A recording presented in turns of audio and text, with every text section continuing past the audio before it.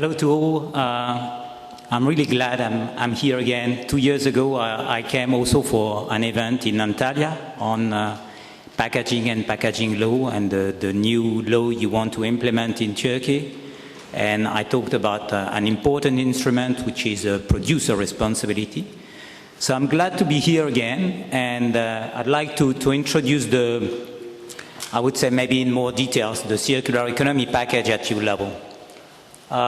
Maybe to start with, I just want to mention that, oh, sorry, I could not see the, yeah, okay. So just I want to mention that today I'll be speaking as if I was part of the European institution, but in fact I'm representing a federation of green NGOs. The European Environmental Bureau, we were created in 1974, and we work very closely to the European institution because that's why we were founded for. But I'm not an official, which gives me both a certain freedom to speak frankly about the real issues and also to advocate more for ambition in terms of environment. And, for example, you can expect from me that I will challenge this statement by Mr. Schaaf that there is a difference between optimum and maximum, and that I think that if you go for something that will be less ambitious today, you will miss some opportunity over time. So I'm really ready to discuss this. I'm so sad that Mr. Schaaf is not here to discuss that with you and me directly. So the first thing is, why is circular economy important for you? And I really want that we keep that very in our mind, because at the end of the day, it does not come out of nothing. And sorry, I am a green activist, but the reality is that this is not the determining factor. The determining factor is simply this situation. EU is divided, it's small, it's not resource rich, okay? It's densely populated, it's getting old. So we need something that is a new economic model, because we cannot continue with our old model.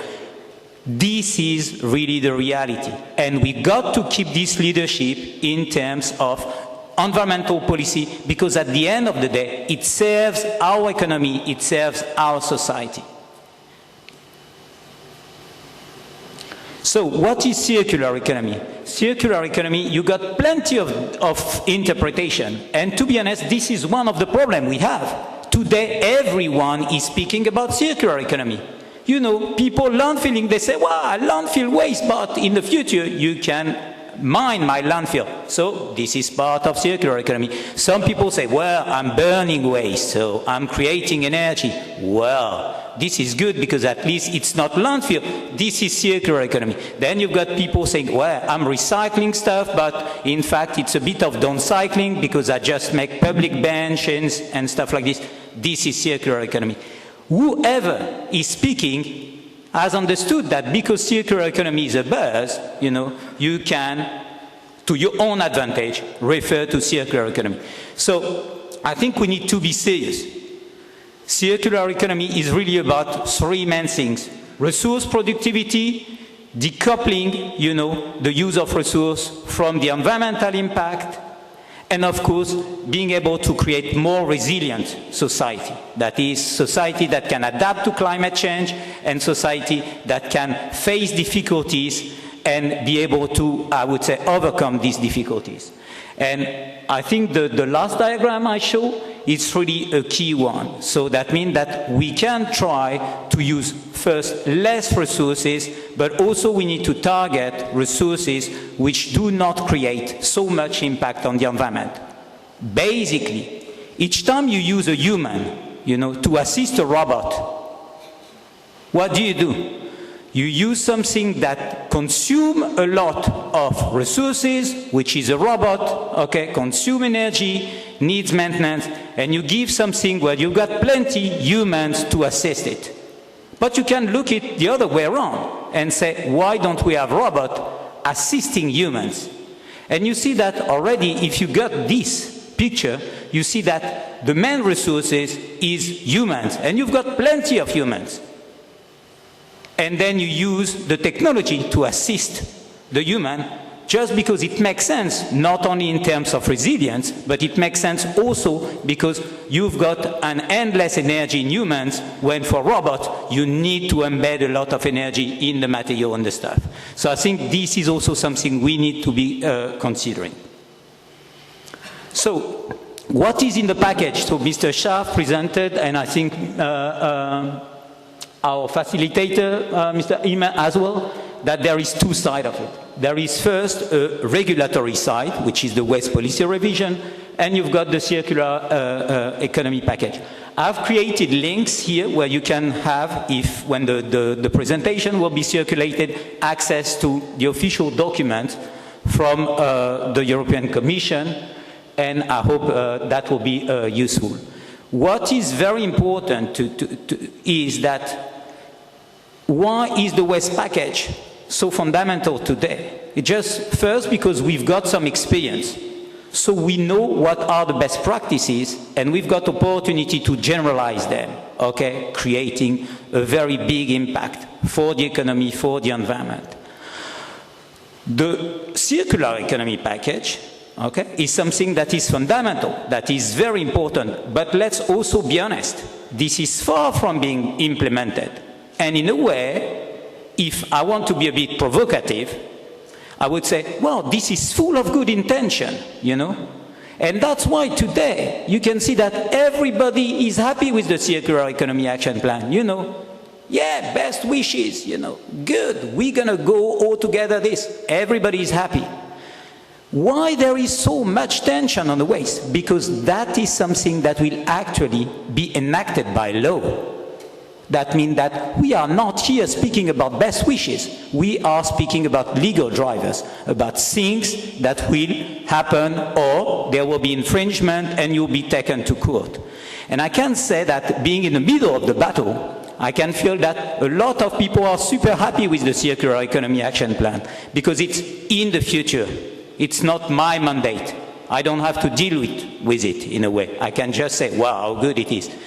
And I will tell you after, when we dig into the details, why it's so complicated to perform on the waste policy file, because you've got this heterogeneity of situation at your level, and you've got, of course, this kind of regulatory legal drivers at the end. So we are not speaking about good intention, we are speaking about concrete measure, being a regulatory or economic instrument. So, things which is super important is that we try to impact assess what are the benefits of this action. And of course here you see the big figures officially communicated by the European Commission. Those figures have been confirmed by all the report by Ellen MacArthur Foundation, the report by Club de Rome, the report even by UNEP at international and global level. Of course, the figures tend to change, but the potential for, you know, new revenue for businesses, for environmental impact mitigation, for climate change mitigation, for job creation, they're all confirmed. So we can be quite confident that this will really deliver something that will be good for the economy, for the environment, and for the society. Now, I come back to this issue of the difference between this big vision, the project, and when it comes to reality. Because, for example, part of this assessment relies on an ambitious waste policy, on ambition recycling target. Meaning that don't expect to get these benefits if you don't go to the 75% packaging recycling target. This is clear, okay? Just to have a figures. Each time you landfill or you incinerate 1 ton of waste, you create 1 job. Each time you recycle 1 ton of waste, you create 10 jobs. Each time you prevent this ton from being generated because you've got clever, design, clever way of preventing it, and you can invest the money and the cost of this treatment into another part of the economy, you create another 10 times more jobs. So you've got a ratio of 1 to 100 between landfilling, incinerating, and preventing and investing somewhere. So let's come back to Mr. Sharp's statement that there is an optimum. Maybe we can discuss this, but then don't expect so many benefits if you do not have the ambition. What I think is fundamental is that we can discuss the timelines, but it's that what is the European Union trying to do now is to really change the competition rules. Today, to sell your product, basically, you've got to be the cheapest on the market. And of course, you try to differentiate through quality, through service, through, I would say, additional features of your product, or through fashion, through marketing strategy, so that you can sell it a bit higher.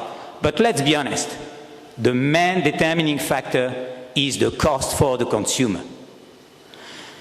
What we try to create here is, in fact, the continuation of a long-term policy, which is, okay, how can we make sure that when you price something, you integrate, the environmental and the social impact, the health impact you've got in this product?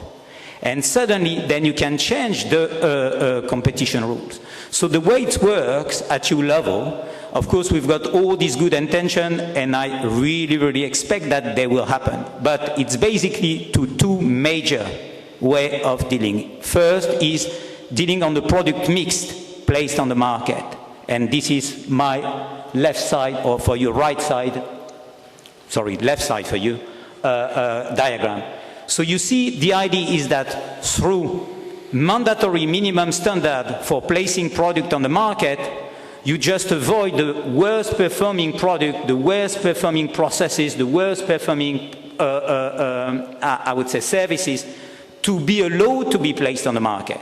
So you create a kind of no way backward.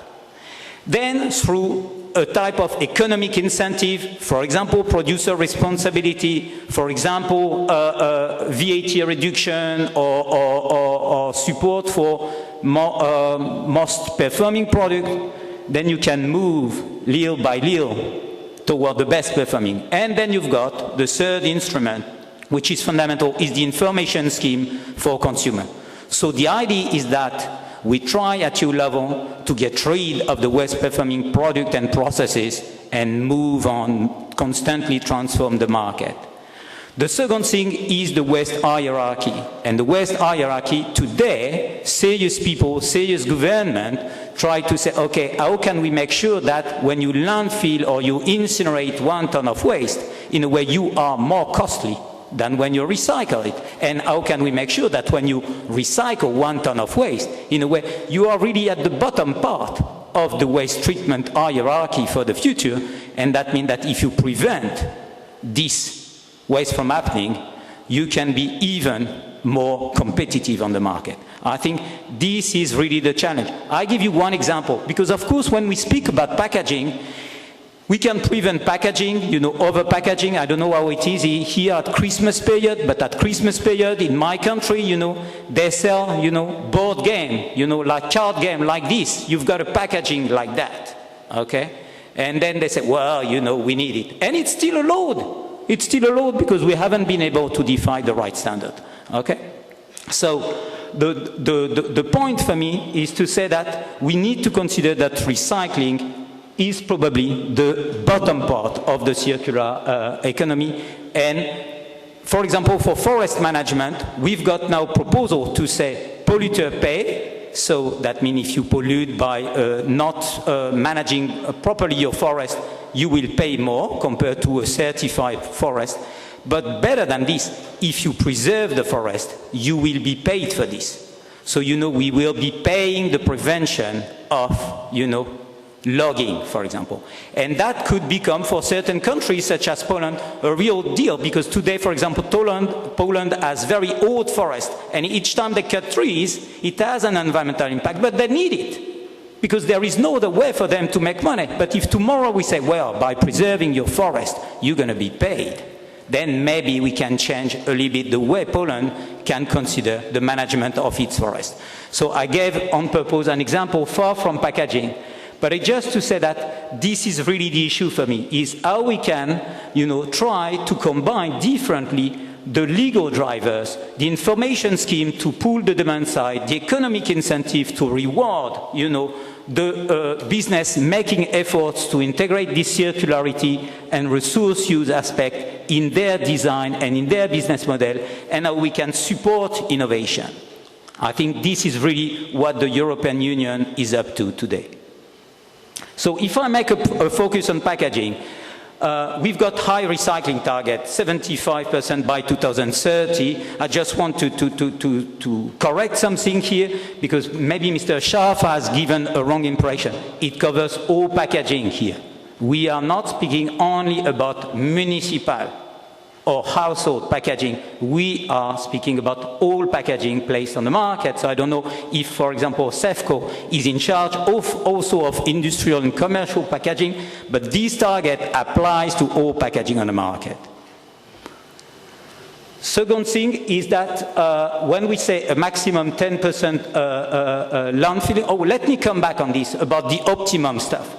Today, Mr. Scharf is right. If I take the situation which he projected, 2010 or 2015 in Austria, and we say, okay, we take exactly the same material mix, and we project by 2030, and we say, well, how can we reach the 75% recycling target? Is probably right. That's going to be too costly and inefficient. But if you remember what Mr. Scharf has presented, he's presented an elix. So the fact that we need to factor time. And this is very important. I'm sorry, packaging has a life of 1 year maximum. And we are speaking 2030 target. So the challenge is to say the packaging of 2030 will not look like the packaging of 2015. The waste, the material placed on the market in 2030 will not look like the material here. That's why I challenge Mr. Scharf. No, the 75% is not too ambitious. It's only too ambitious if we do not respect what he has presented to us. That is, that we can factor time. And the factor time is all about how can we be clever to place new material on the market that will make it feasible to have 75 recycling target. And I think we don't have to neglect this. If we've got a very static view, which is not the case of Mr. Scharf, I repeat, then it's impossible. But if we've got a dynamic view and we say, well, that's where we're going to be clever and put on the market only, for example, recyclable plastic and stuff like this, there the 75% could be at reach.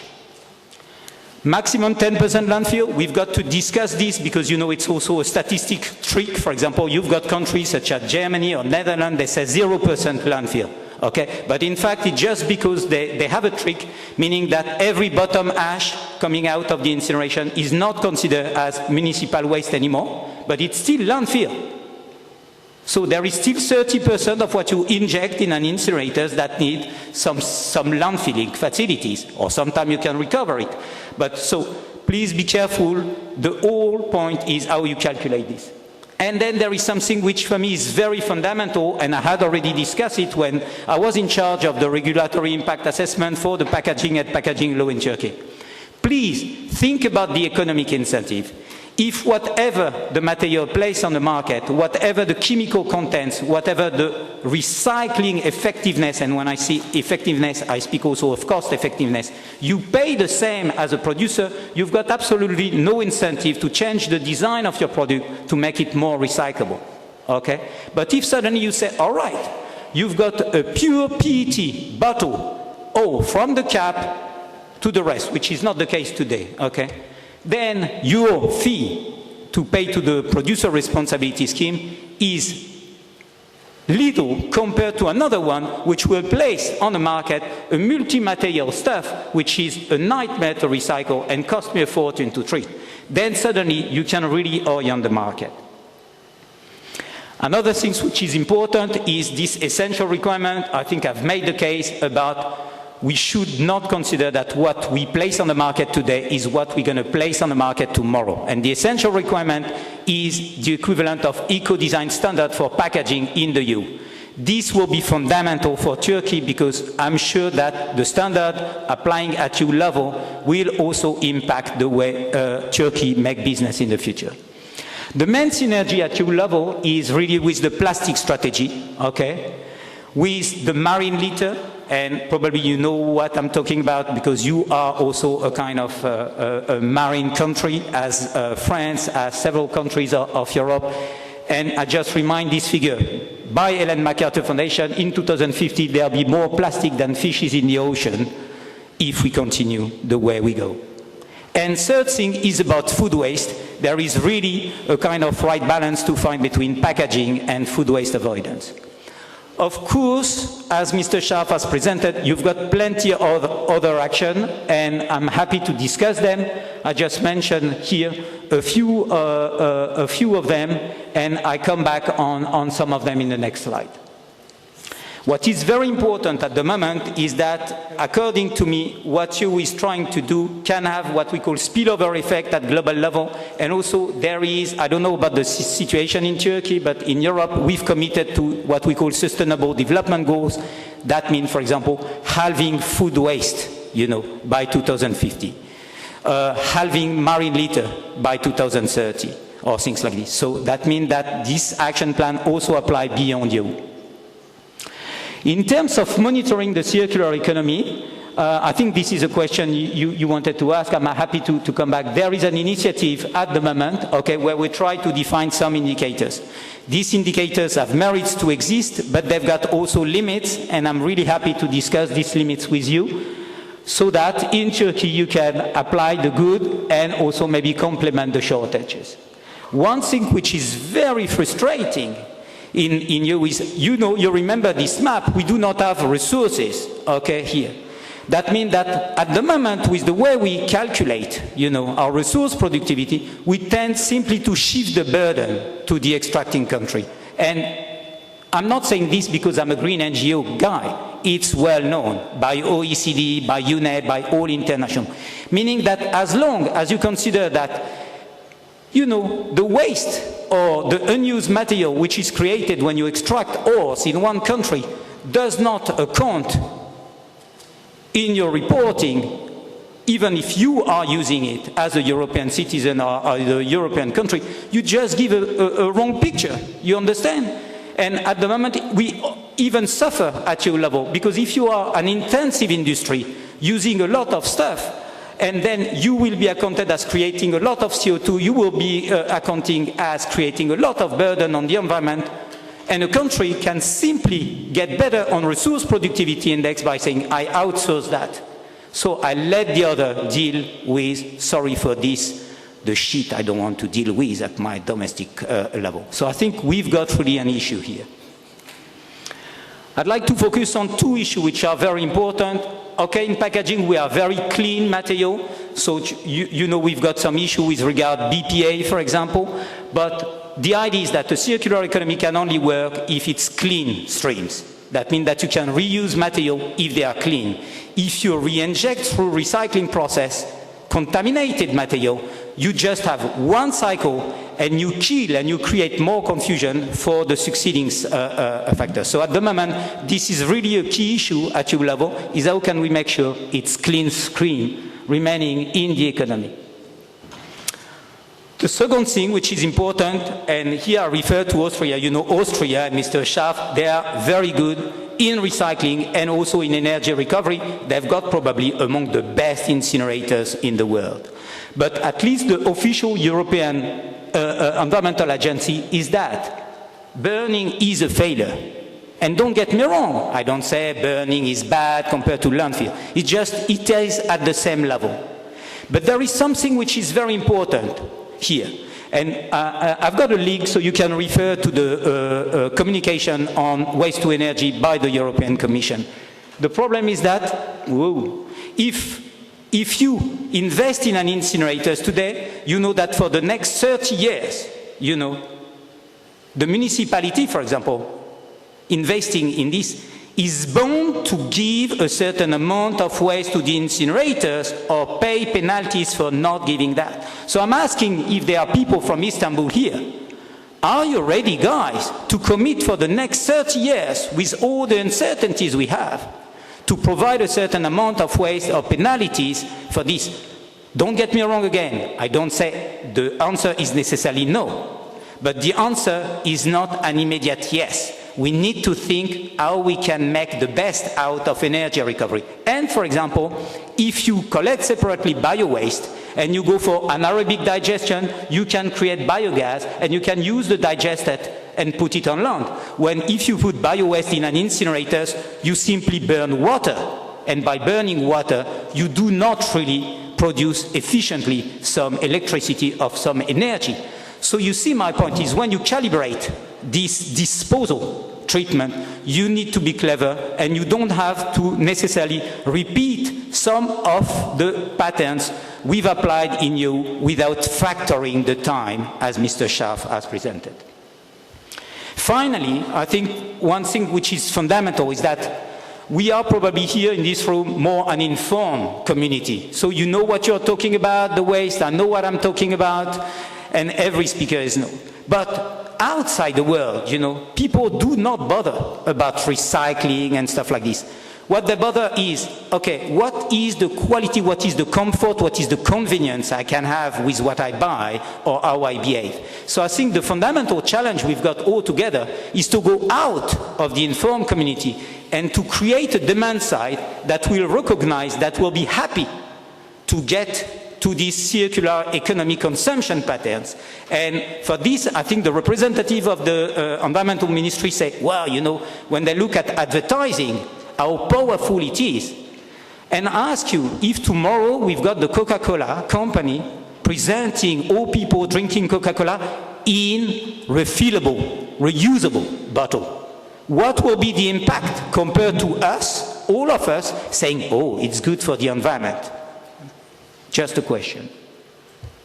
So now, and I think this is the fundamental point, I'm super happy I've been able to present the EU Circular Economy Package. I've heard from the start in all the presentation you were constantly referring to the EU. Let's be honest, I am aware about the tension existing between the European Union and Turkey. For me, they're anecdotic. They will not last for long. I mean, the fact that we are a neighboring country, the fact that we are so close to each other, I mean, one way or another, we need to collaborate. And I think one thing which is very important, this is for me the way you will be affected by the EU Circular Economy Package and Circular Economy.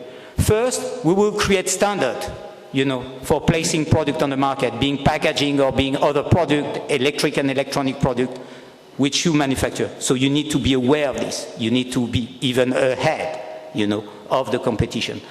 Second thing, you can get some inspiration with some of the good stuff we've done at EU level. But for me, and this is the third thing, we need to share experience both ways, you know, and you don't have to simply replicate. We've got to learn from things that you have done. Yesterday, I was passing by in Istanbul, and I think I took a picture of something where you can put books or stuff you don't use anymore, and so that people can reuse it. So I'm sorry, I cannot Turkish, but it was quite obvious to me that, so these things are not systematic in our cities, and you've got them here, so we can learn from you. So this has to be a two-way dialogue. Third, fourth point, which is important for me, is the cooperation for enforcement. When we speak about, you know, good wishes, about what good intention, this is one thing. But when we speak about the proper implementation, this is another thing. And we need to make sure that, for example, on product policy, if you've got some test on some product, for example, we do not replicate the test. Because it's costly to have a test to market survey some product placed on the market or treatment standard or stuff like this. And maybe we can cooperate more here. And final thing, which is probably the most important for me, is that you've got to find a Turkish way of doing the circular economy. And this is where I think it's important and where we could eventually help. Okay, we are not institution, in a way, we don't really bother about the diplomatic tension and stuff like this, but people in the Europe, being industry, being NGOs, being different consulting partners, are ready to cooperate with Turkey to try to make it happen here, your best way, and not the way we will impose or the way that some theoretical thinker will impose to you. Thank you very much for your attention.